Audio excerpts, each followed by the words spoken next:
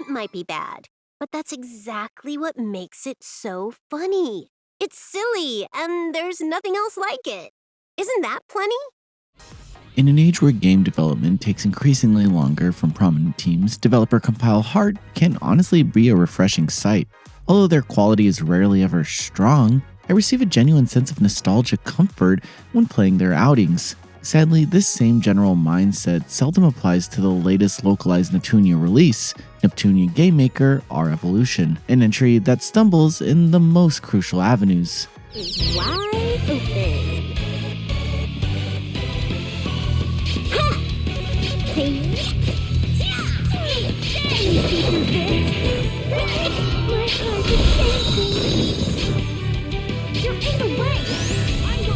Neptunia Game Maker R follows one of the franchise's relatively underutilized characters, older Neptune, an alternate version of the protagonist who, instead of being the goddess residing over planet Neptune, is a dimension-traversing bug catcher. She played an essential prominent role in Mega Neptunia V2, and in this entry, she finds herself in a new dimension with the captured tome Kawar, who is a sort of counterpoint to the supporting character history, and is a mischief maker who deviates from plans regardless of who's involved, just for her amusement.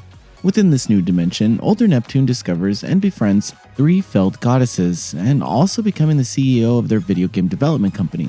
The world's foundations are actually based on these companies, with the familiar franchise goddesses taking a far more active role in developing games across their respective lands. Interestingly, the sisters of Neptune, Noir and Blonde, rule over the nations of their own, illustrating a new sense of attempted maturity and independence for these characters that don't strictly tether them to their siblings. Spoilers though, that potential is never embraced. On the other hand, fans may be delighted to see the return of Gold Third, the goddess rival group that debuted and last appeared in Mega Dimension Neptunia V2. In this dimension, each member of the Gold Third partially acts as a security force to maintain safety across game industry.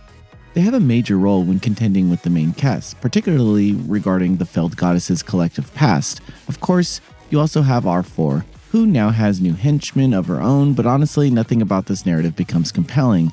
Instead of this being an underdog story where these felled goddesses contend with those far above them, friendly relations with their competitors are developed pretty quickly. Consequently, there is no tension leading to the lack of investment. These relations were bound to form at some point in the plot, given that their felled goddess collective goal is to unite the gaming world.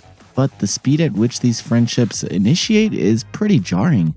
Further, while all Neptune games have varying sense of humor, our evolution seems too occupied with making jokes to establish meaningful stakes. The presence of a new character seen intermittently somewhat alleviates this, yet it's nowhere near enough to form an authentic balance of comedy and sternness. This runs contrary to Neptunia's Sister vs. Sister, which thrived with its storytelling and tone while still having a sense of humor. The central strength of the writing is rooted in these interactions when the cast converses with mundane subject matter, such as how their development businesses are going, while referencing the real-life video game market.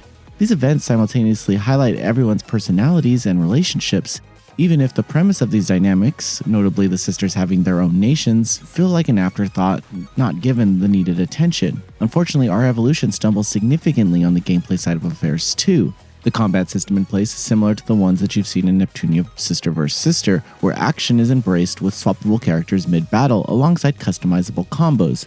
However, whereas Sister vs. Sister had the fault of feeling mindless due to the lack of difficulty, our evolution can feel the complete opposite.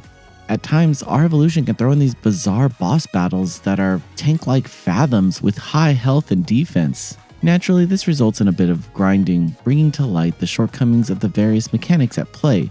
While Sister vs. Sister's combat progression was by no means deep, its lack of necessary strategic consideration instilled a sort of arcade-like satisfaction across each bout. It was a far better problem to have than what our evolution endures, since flaws that could be glossed over otherwise are the most prominently on display here.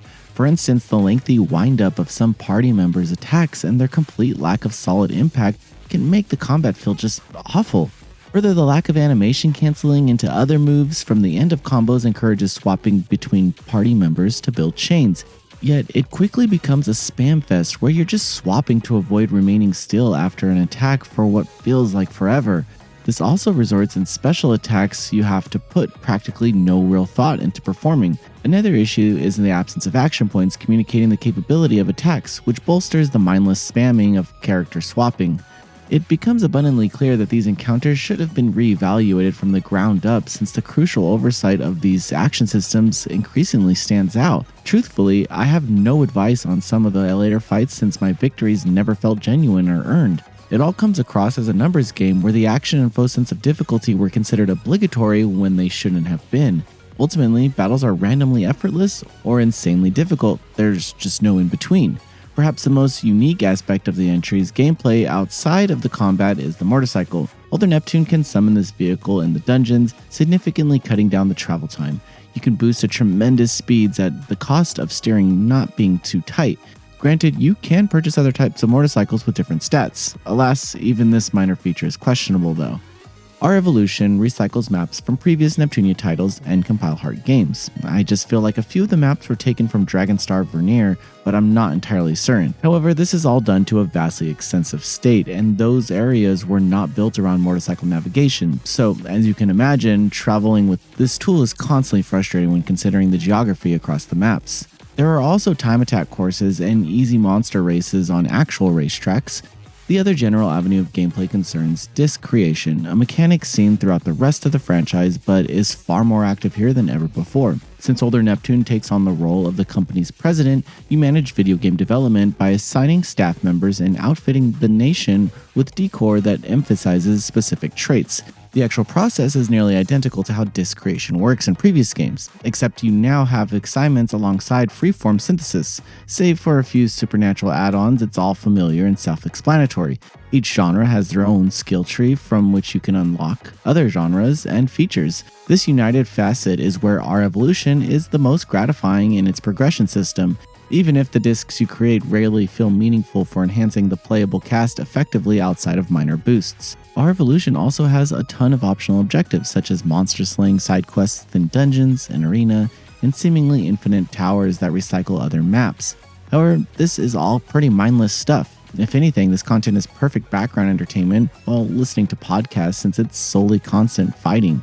One final topic to discuss is how you can unlock a decent chunk of areas on the world map using development currency. So there are a surprisingly number of optional dungeons you can enter at your leisure. Admittedly, they come across as bloat that doesn't differentiate itself when actually in them, but at least it's something to provide moderate fulfillment later on.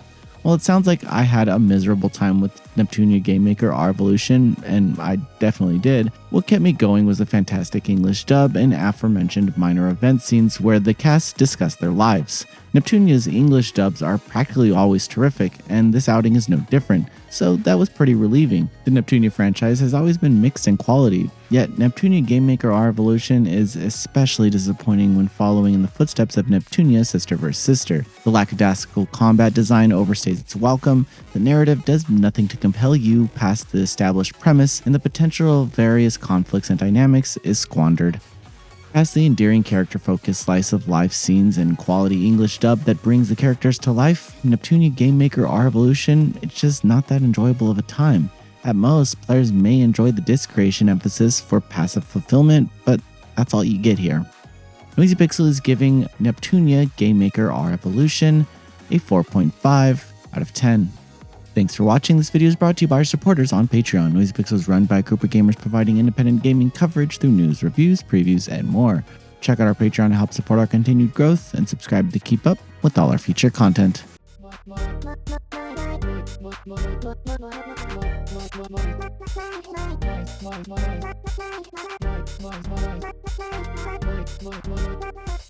Noisy Pixel.